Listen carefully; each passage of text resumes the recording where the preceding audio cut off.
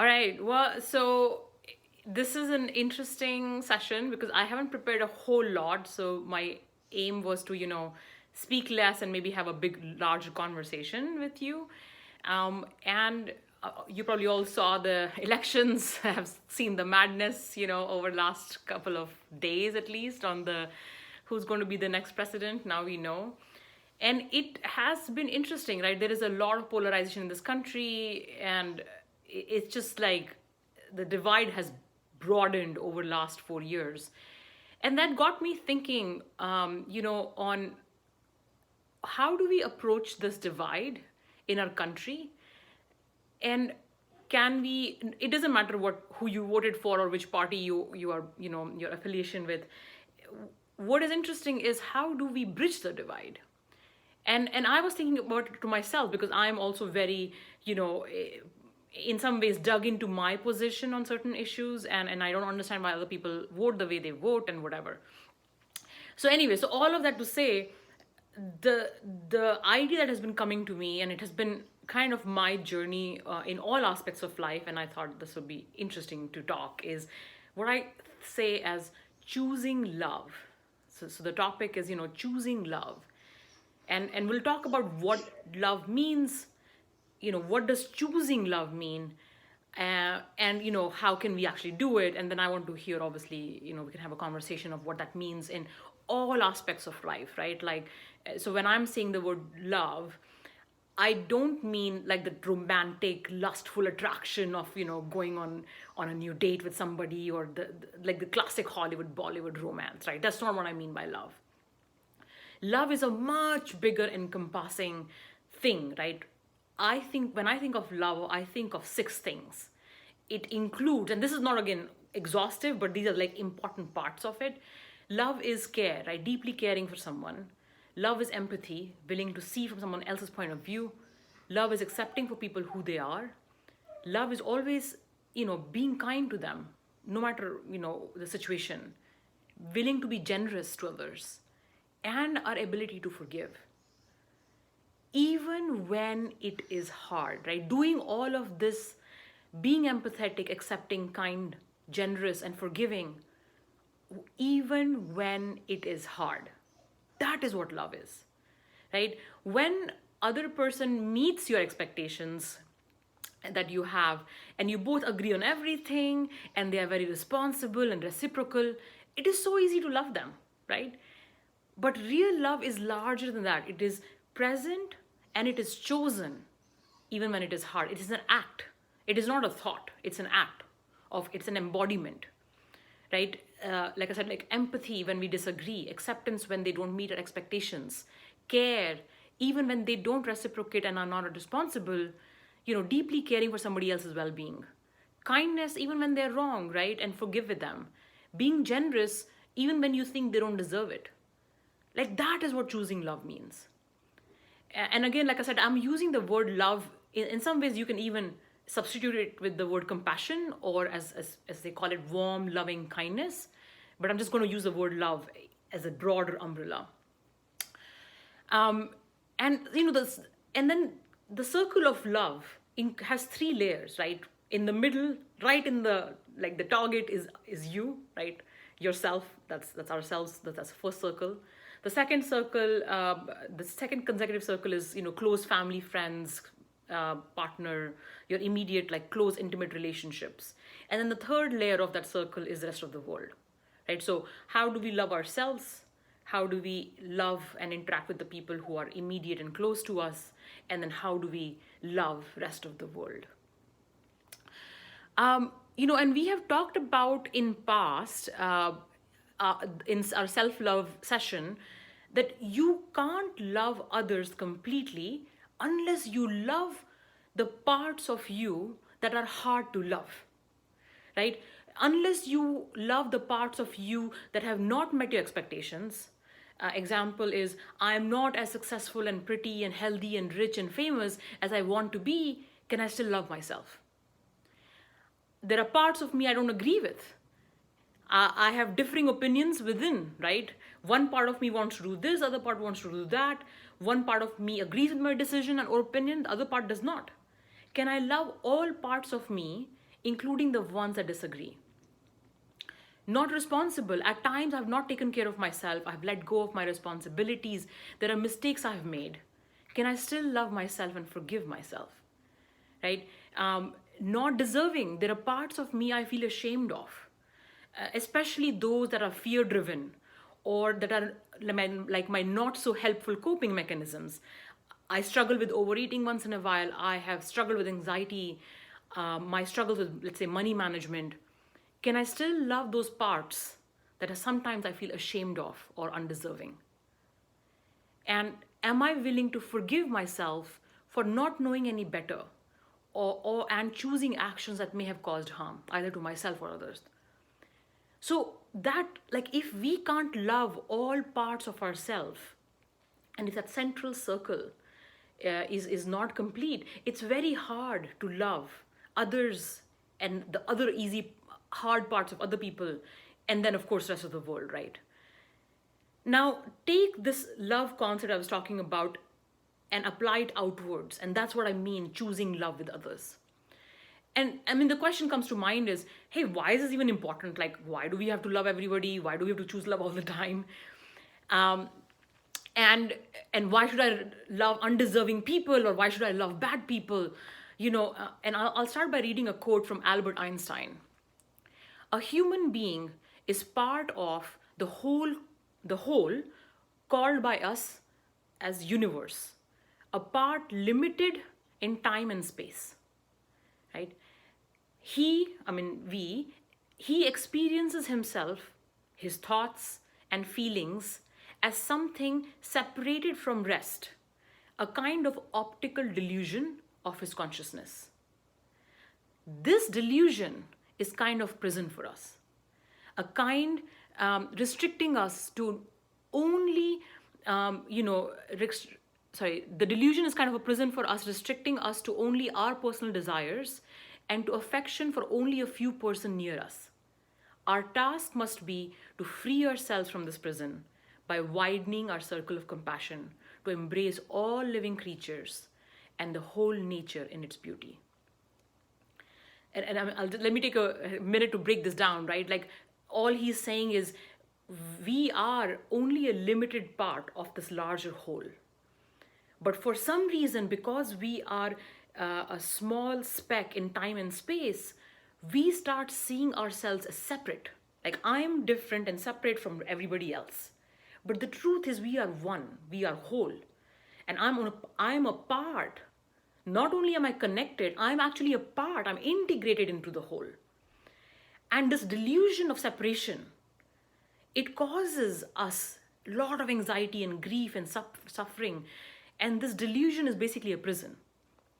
And for us to, really feel like we are part of the larger whole, we have to open our hearts and the circle of compassion and love to include that whole. Until we do that, we will always feel separate. And so selfishly, the reason we want to learn how to choose love and like make our circle of love wide is because it will alleviate at the end of the day our own suffering that comes from the delusion of separation. And let's talk a little bit more, right? So tactically, when we dislike and hate others, we've talked about this, it's like a poison, we drink and hope for the other person to die, right? Like, that's what hatred is. You are drinking the poison of hatred and you expect the other person to suffer. The truth is, you are the only one suffering. When you are disliking and hating others, you are the only person suffering, not the other person. So when you start acting on that hatred, and once in a while you can cause suffering to others, because if you act on your own suffering and hatred, you may go and hurt someone, right? So example is, when we, for example, nowadays in social media, we write nasty comments on people we don't like, right? It is nothing but expression of our own hatred. And now it is causing not only us suffering, it is causing others suffering too. Or we go and destroy nature and properties and abuse others, right? So widening the circle of love alleviates our suffering and maybe the suffering we are causing to others. That's why we want to do that. So can you love the people who voted, right, differently than you? Can you go and love people who are homeless? Can you love people who are in prison and who have made mistakes in society? Can you love troublemakers? Can you love people who annoy the hell out of you, right? Can you love the people you love when it is hard to love them? Like when your kids are annoying you, when your spouse is fighting for you. So, so that is the real work of love. When can you do it when it is hard? And like I said, the reason it matters is to reduce suffering, our suffering, reduce other people's suffering, and and really to grow and change. You have to do this. Growth and change will not come from a place of hatred. It will come from a place of love. And lastly, the most important, going back to what Albert Einstein was saying, right? Our freedom is tied to the circle of love we draw. The smaller the circle, the more imprisoned we are. The wider the circle, the more free we are. So our freedom and liberation is tied to how wide and big can we draw the circle of love. Who else can we include in it? Now, let's talk quickly about what does it mean tactically. Like, okay, fine, conceptually this all makes sense. What does it really mean? How do you do it? Now, so it does not mean, let me first say, it does not mean that you go and hug every homeless person. It does not mean that, you become best friends with the people who are mean to you. It does not mean that you tolerate abuse, right? What it means is that you remember the common humanity that ties you to everyone around you. Most of the reasons for struggle that you have and other people have are same. Our struggles may look different, right? But underlying needs, the human needs are same. We all want to be seen, to be heard, to be loved. That's it. And, and my teacher, Tara Brach, she shares a story which has been very useful to me. So I'll just say it, a man is walking and there's this nice cute dog he sees and he wants to pet the dog. So he goes near the dog to pet the dog and the dog starts barking at the man, like growling, want to bite him. And the man is like kind of shocked and he's like, what the hell? I was just trying to pet you. And then he sees that the dog's hind leg is trapped in one of those like traps. And so the dog is in pain. And that's why the dog is barking at the man. So when you see someone who's being mean to you, just remember that they are hurting somewhere. And maybe they're not being seen and feeling heard and feeling loved. And now they are in turn spreading the hurt that they are feeling. I mean, after all, they can only give what they have, right? You can only give what you have. So if hurt is all they have got, hurt is all they can give. So when you hear them and they're being mean to you, let's say, remember this. That is choosing love in that moment. You remember that they're hurting and that's why they're being mean. And in that moment, when you remember that, instead of feeling angry at them, you will feel compassion. And that is widening your circle of love. It also means, when you see, let's say, a homeless person, instead of looking at them like, oh my God, addicts and irresponsible people of society, you remember that they had the same struggles. But unfortunately, their coping mechanisms with the struggles have led them, to the circumstances on the streets. Now, once you remember that their struggles were probably the same as yours, right? It's just that their mechanisms were different. Then instead of feeling hatred to that person, you can be moved either to help them or maybe donate to them or whatever. Also, you just don't feel hatred towards them.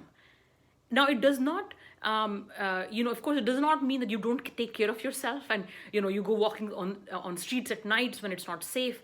It doesn't mean that. It just means when you think about them, you're moved from a place of compassion instead of a place of dislike and annoyance and hatred. That's what it really means. And let's talk about, your spouse, for example, or a partner. You definitely think, for example, you're fighting, you think they're wrong. Definitely, they don't understand your situation, okay? Now, they are not really doing the thing that you expect them. So you're really angry at them. In that moment, if you can remember, same thing, that their struggles are same as yours, the way they're coping is different. They may have different beliefs, they may have different values, right? And they're trying to honor their beliefs and values, which means they may not agree to you, right?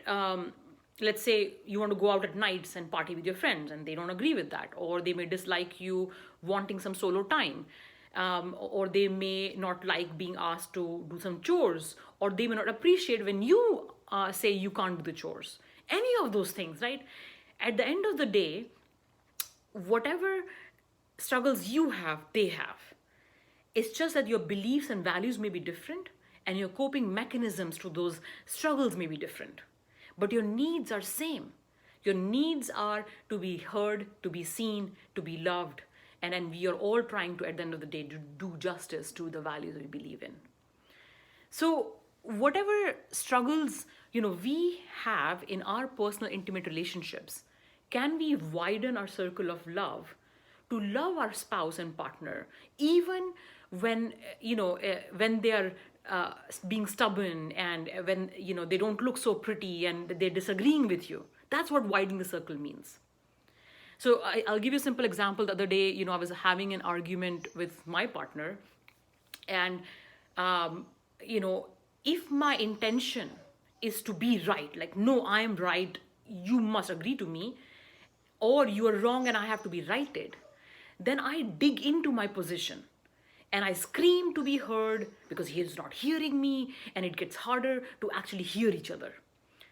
In that moment, sometimes I have these glimpses of awareness, and I ask myself, what would choosing love in this moment look like? And choosing love in that moment looks like a couple of these things, right? Choosing love in that moment looks like a reminder that we do care for each other. Choosing love in that moment looks like a willingness to hear him even if I am feeling unheard.